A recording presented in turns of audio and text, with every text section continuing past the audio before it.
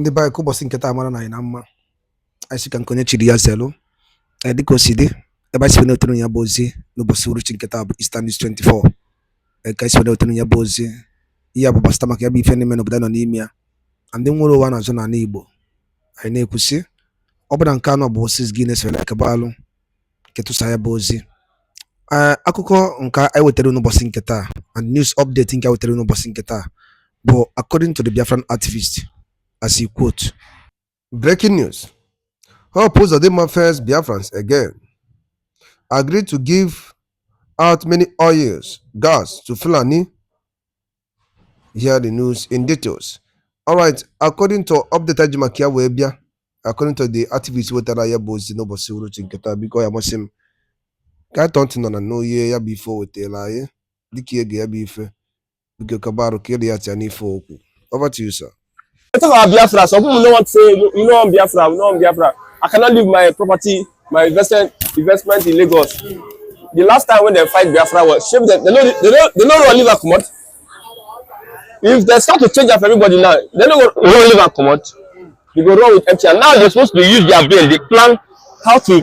If you have fight investment, at least carry two. Put in your place. Any location there, even the oil and gas, you know, in the south, is always take as the gas. My take here is that we know that someone like Uzodinma is working for the Fulani. Benjamin Kalu, you see, one thing about APC is that APC, they impose leaders on Southeasterners. These people are not representing us. These people are not speaking for us. And what they are doing, they say it's Igbo people. The Igbo people are against indigenization policy from anywhere. You can see that Benjamin Kalu has been pushing for this policy for a very long time. Imagine we are seeking for restructuring. We are asking that we want Biafra and everything. Then Igbo leaders that are supposed to be saying that we need to have an Igbo nation whereby we have our own, like resource control. We are pushing for indigenization. What is indigenization? Now you go to another person's land. You stay there for 10 years. After you stay for 10 years, then you now naturalize. You are living in Igbo land, going to another person's land. Go to the southeast. This road now is Ogilish Road. The development on this road alone is more than what some southeast states are generating when it comes to revenue. Just this road we are starting on. And you have people like Uzodinma and Benjamin Kalu coming out to tell us that Nigeria policy. Everybody is seeking to restructure Nigeria. The southwest, they are saying that we want to control our resources. Not really national government. They now went and gathered together and say rotation of presidency, then indigenization. Now they are painting Igbos in a bad light. Everybody is now seeing Igbos as people that want to take over people's land. Expansionism. That is what the southwest, the Yorubas, the Hausas, the south, the Jos are seeing Igbos.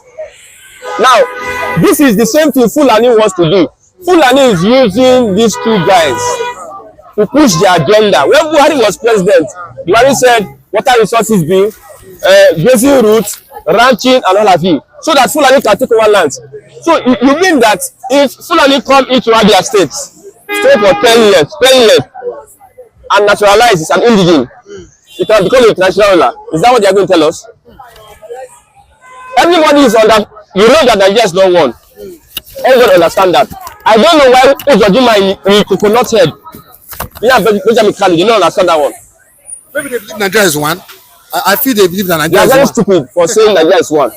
Especially Uzodinma. You see what is happening in Nigeria. Now, you build us in Lagos. Look at the politics they are playing in Lagos State now. Very soon now. That's why you build in Lagos. They're going to revoke them. Instead of you to encourage your people or bring up policies that you go back to Southeast, develop the Southeast, you are talking about people living in Southeast going to other places to develop. At the end of the day, they come, look at, for instance, you see, Lagos State will be, people are living almost all the 26 states in Nigeria. They are living to Lagos. By 2050, Lagos will be the most populated. We are developing Lagos, more revenue for the Yoruba, more revenue for the Southwest, and Deputy Governor just 3 days ago said that whatever land you have in Lagos, it is not you that own that land. They can take it from you at any point in time.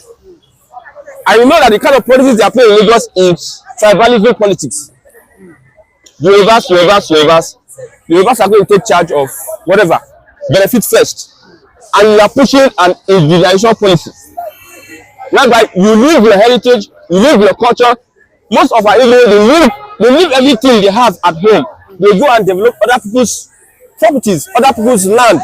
At the end of the day, you have the develop finish, they pursue back empty-handed. That's why I say some of these leaders, they don't have sense. There's not, I don't know, but you know, APC imposed all these leaders on us. It is not we that voted Uzodinma. Maybe me vote Benjamin Kalu. Now APC imposed that. So they are not speaking for the people. They are not representing the people. They are doing their own. Look at the South politicians. They are seeking to preserve their space. Fulani, Hausas, South, they are seeking to preserve their space. But even politicians are seeking to abandon their home, go out.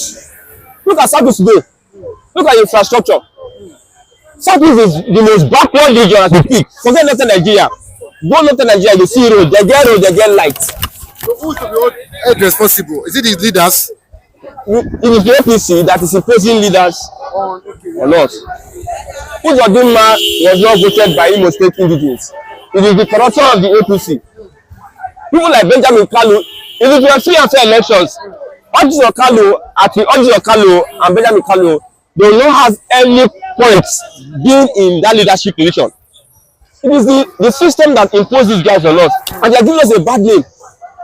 So what I will say, Igbo, they want to come and take over this one. They leave their side, they want to go to other people's place and develop their place. If you thought that these leaders are listening to what people are saying, still they not came, only them in the whole region, is only the whole shift geopolitical zone, only them now they push for individualization. Igbo history now, ask an average Igbo man, what is your history? They cannot tell you. An average Igbo man. They ask an average Yoruba man, they'll tell you that my grandfather, my this and that, they know their history.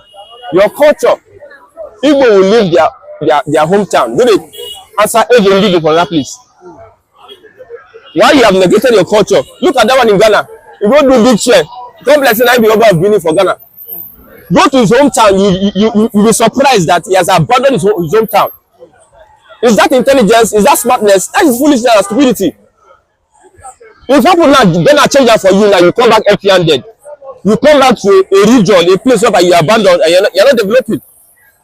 You always make math, you develop here. You cannot develop your own region and you're making math. You don't get sense now. You buy land today for Lagos, they'll give you certificate of occupancy. Maybe every man get building now. You do ganga. Now we develop Lagos. If Lagos state government won't collect that for you now today, they'll collect that for you. You will not do anything. Now if it's in your place, you know that it's in your place. If they play tribal politics, that is where you come from. It's your tribe. It's your ancestral home. Forever it belongs to you. But it is unwise that some of these leaders and most of our Igbo leaders are not speaking out now. They're not saying anything, no. You see, or at least they don't talk now. Stakeholders in Igbo land no talk. Politicians they don't talk. They just look them, they talk rubbish up and down. You cannot leave your land and come here and say you want to be an indigene. You don't get place. It is a Nigeria day one. I mean, you know they daft. Nigeria is not what you know, but still you just. If you watch the picture, all of them sit down, carry white cap, wear white shirt, call you big. I say they get sense. Sense they don't get. The Igbos are the most politically less privileged in Nigeria. Now we the last one politically.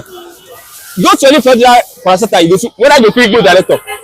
But this law now, do you not think it favor only the northern part of Nigeria? Do you think will it favor the south? Mostly the Fulani. The Fulani, yes. And also because of the agenda. Some stupid Igbo people that they don't get sense. You see, when we talk about Biafra, some people don't want to say, you know, Biafra, we know Biafra. I cannot leave my property, my investment in Lagos. The last time when they fight Biafra was shame them. They don't leave a come out. If they start to change up everybody now, they don't leave a come out. They go wrong with empty. And now they're supposed to use their brain. They plan how to. If you have fight investment, at least carry two. Put in your place. Don't listen. Somebody will go abroad. If they leave Imo State, travel go abroad. If they make money, can come Lagos, come invest.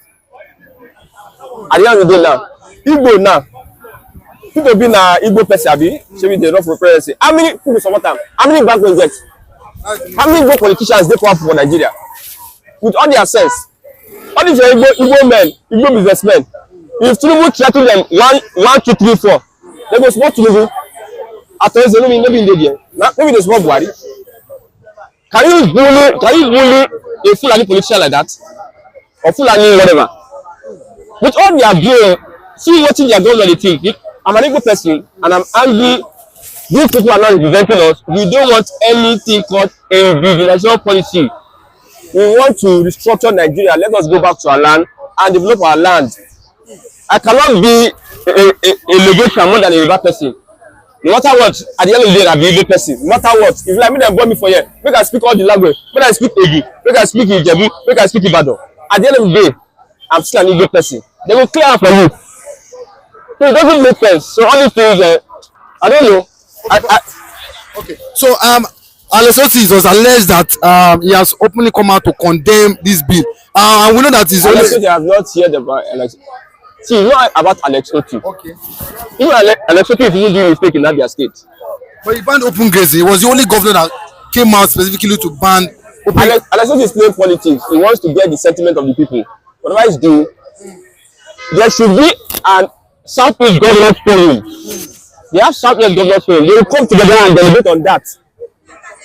You ban open grazing in Abia State, but you're banning Imo State. You don't ban open grazing. You can see the thing will affect you now. If there's the Southeast Governors come together without their red cap and their white hair, they get wisdom. If they come together, put those their red cap and wisdom together, they're supposed to know what to get no sense. Nothing, no sense. The sense is there now, you will see the evidence. But no sense. No sense now. You don't say Nigeria no dey one. That sense right ahead, they pay the Nigerian bill. You see Uzodinma, you will fat. You will wear glass, you will wear cap. You see again sense o.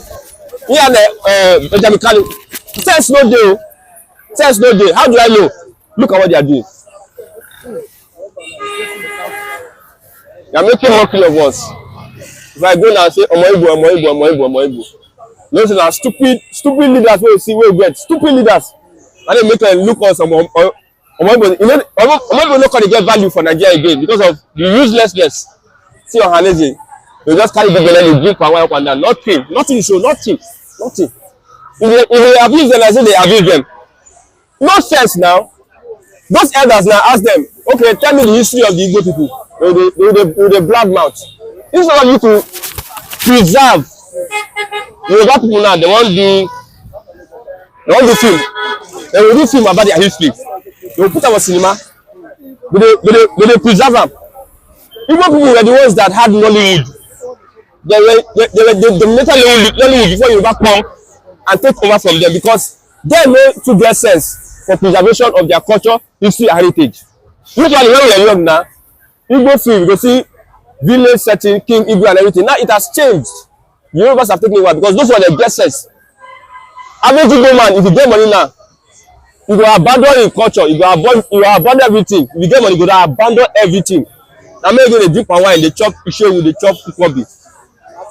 They get big belly. You go see them when December reach now, they come go village, go the show, they spray money.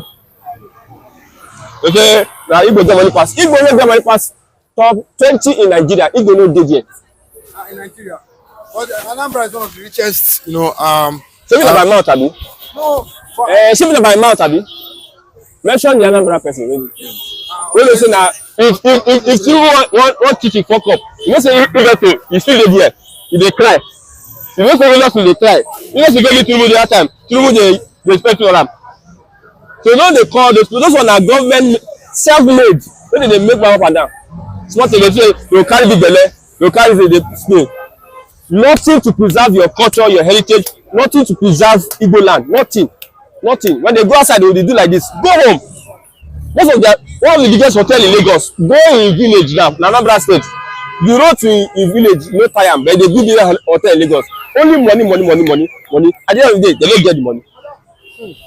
But I saw an article online where some persons were saying because of the oil and gas in Imo State and the Southeast.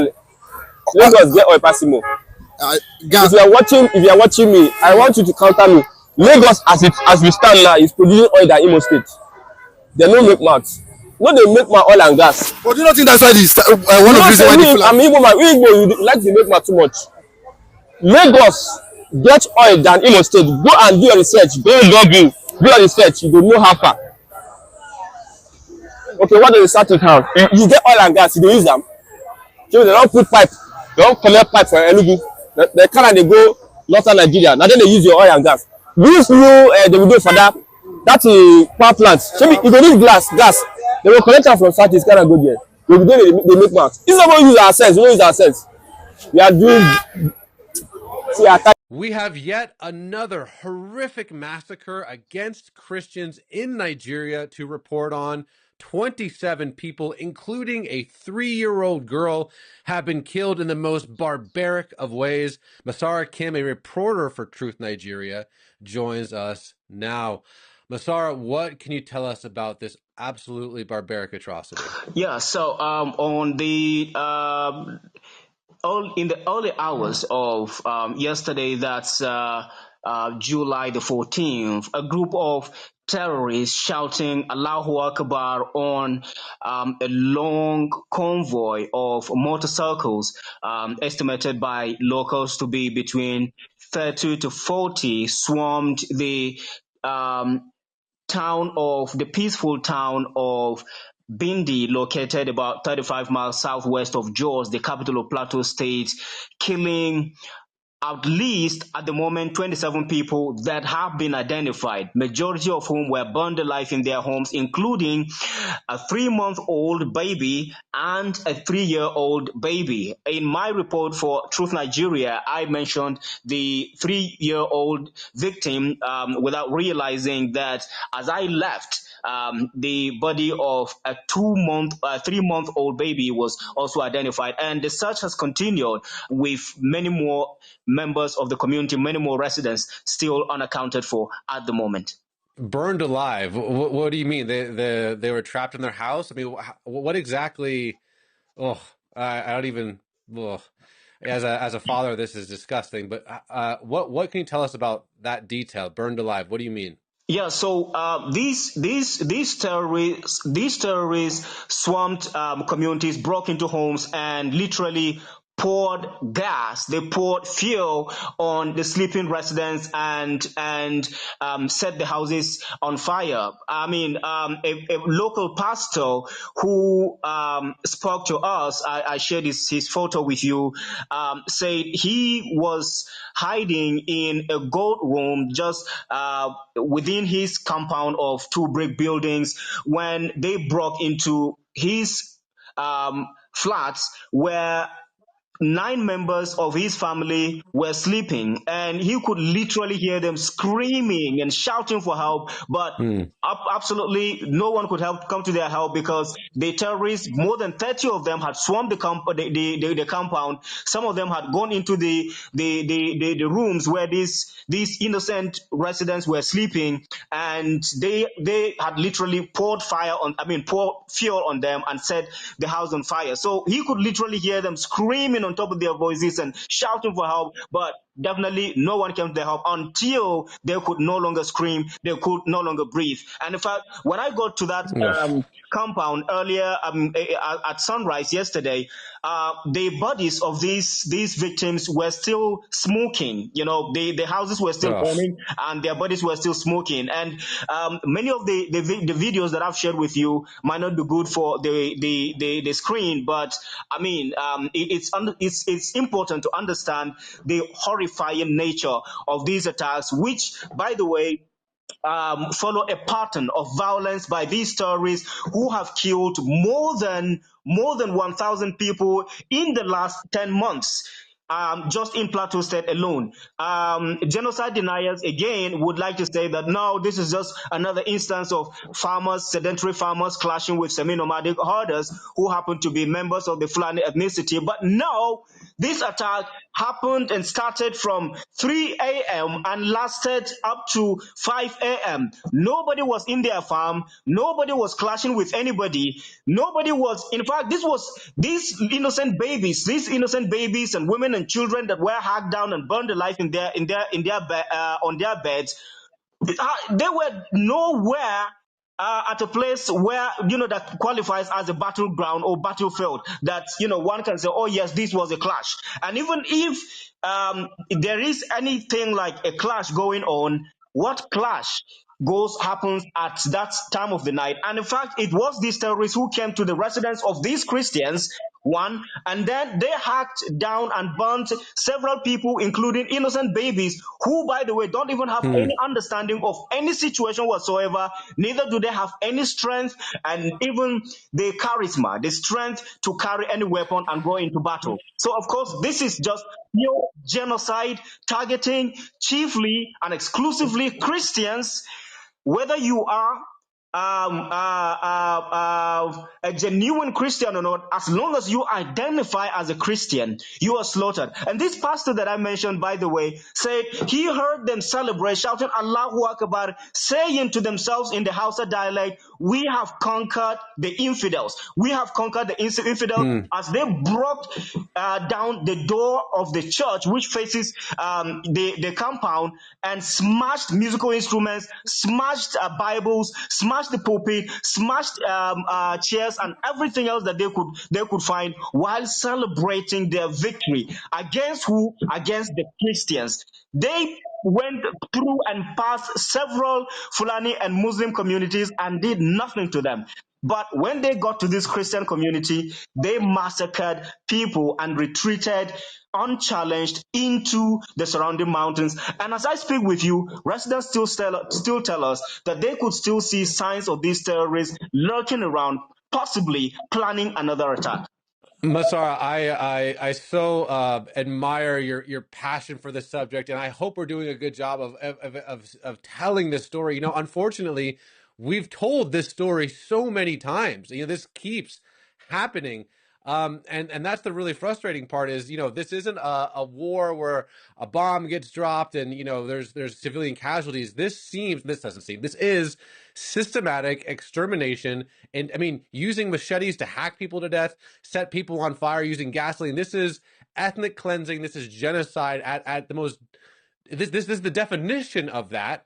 And I know I'm getting frustrated. You're frustrated. I'm sure people watching this are frustrated.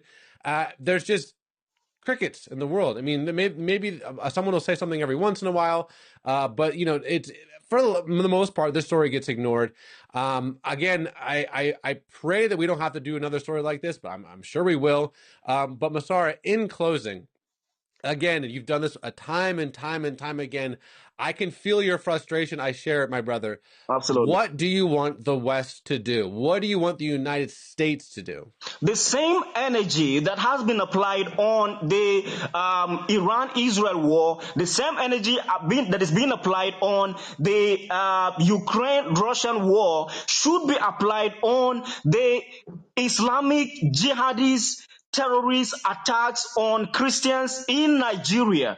The plan is to annihilate the Christian populations and take over Africa's most populous country, starting with the largest Christian states of Plateau and Benue, and of course expanding to other parts of the Middle Belt and the entire country, with the aim of capturing the entire African continent as the beginning, or at least the part of the first step toward conquering the entire world. So the West, President Trump needs to step up to this. 5 years ago, he made a bold statement by asking the former president of Nigeria, Muhammadu Buhari, why are you killing Christians in Nigeria? And that helped a lot to reduce some of the atrocities and the violations even by the Nigerian authorities, and of course, as he went further to impose a CPC level. But after President Trump, Joe Biden came and lifted that sanction, and the atrocities have continued to mount and escalate.